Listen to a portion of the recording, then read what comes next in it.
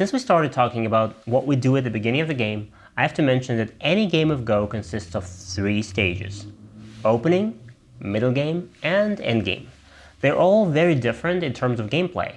An opening is pure improvisation where you can play anywhere and do anything, with little to no restrictions. It's like a pencil sketch of a future painting, where the lines of territory are not precise and not solid, and an opening of a game might look like this.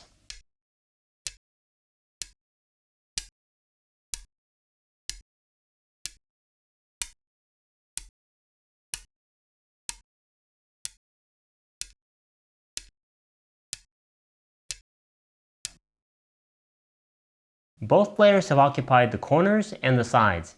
This is the end of the opening stage. White has several smaller territories, in the upper left, here, and here. And black has one larger framework at the top of the board. But it can all change when the middle game comes, because in the middle game, all the major combat and all territory division will take place. If we continue the analogy with the painter, the artist finally picks up his brush and starts painting on top of his pencil sketch. All the lines and borders are becoming more clear and solid. In the middle game, the same game will look like this.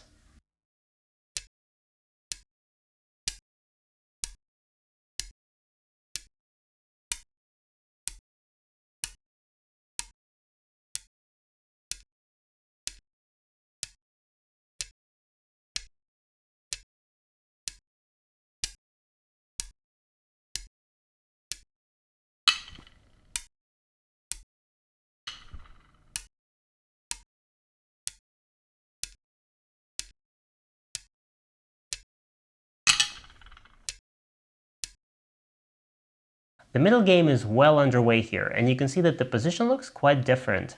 For example, white managed to sneak into black's upper side territory, but some things remain unchanged. White still has the upper left corner, and the lower left corner as well. The game is about to enter the final stage, the endgame, where the territory will be finalized and the winner will be determined. A few more moves, a few more stones on the board, and the same game, when it gets to the endgame, is going to look like this.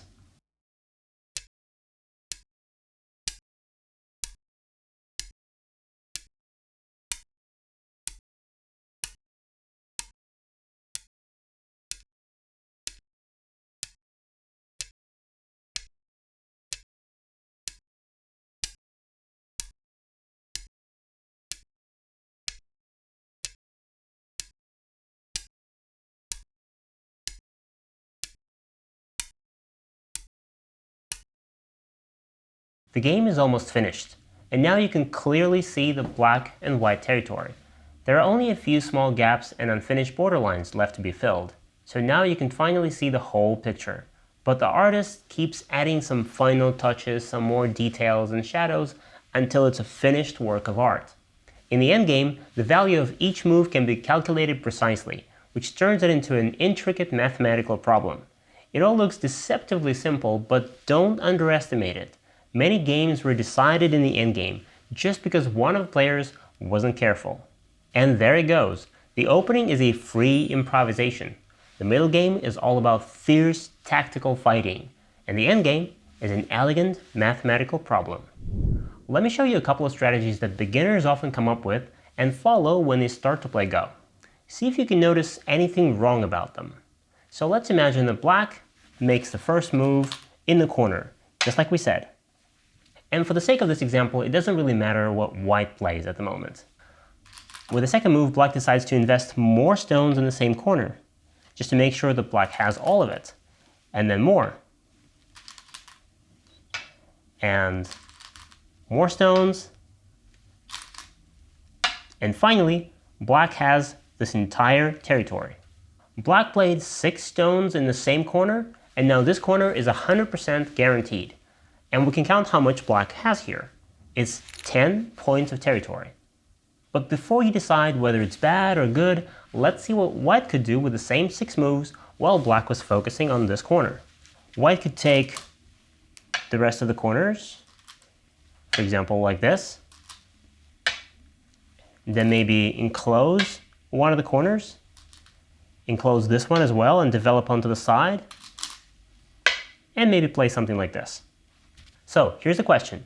Who is better, black or white? Who gets a better result here? White invested the same number of stones, just like black. Also 6 stones, but see how much bigger this looks. And I know you're going to say that this is not really white's territory. This is only a framework. It's true. This is not white's territory. So black can invade here and maybe steal some of it, maybe invade here and take some of this away. But think of it this way. If white secures all of this territory, that's more than 50 points. And black only has 10, remember? White doesn't really need this kind of territorial advantage to win the game. White needs only 12 points to win this game now.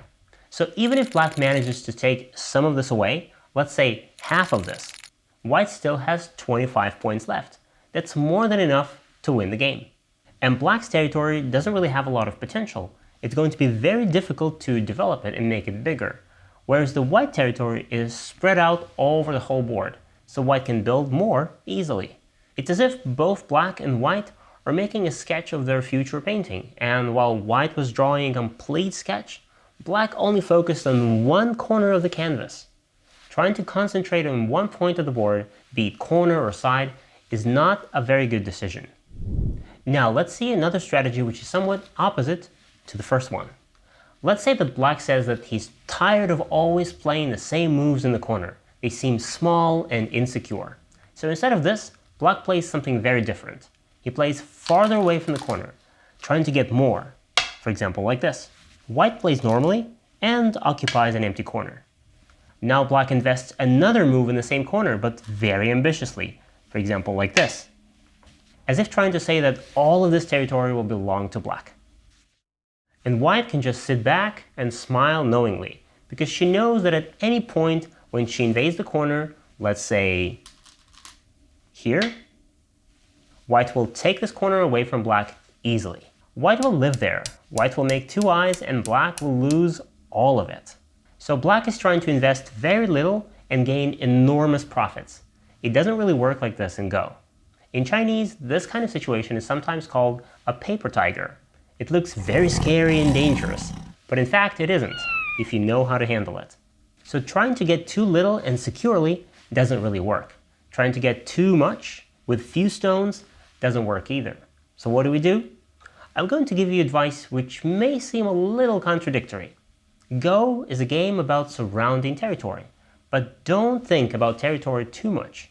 At the start of the game, just occupy the empty corners, then take the sides, following the 3rd and 4th lines, and then improvise and try to make something out of it. Don't try to take too little and don't try to take too much.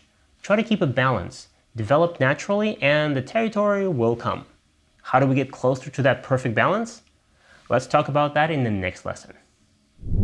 By the way, you can also watch these lessons on our platform, gomagic.org. Except there, you'll watch them with interactive quizzes right within the lessons and practical exercises right after them. And if you enjoy watching these Go videos and you don't want to miss others like this one, go smash that like button, subscribe to our YouTube channel, and this is Go Magic.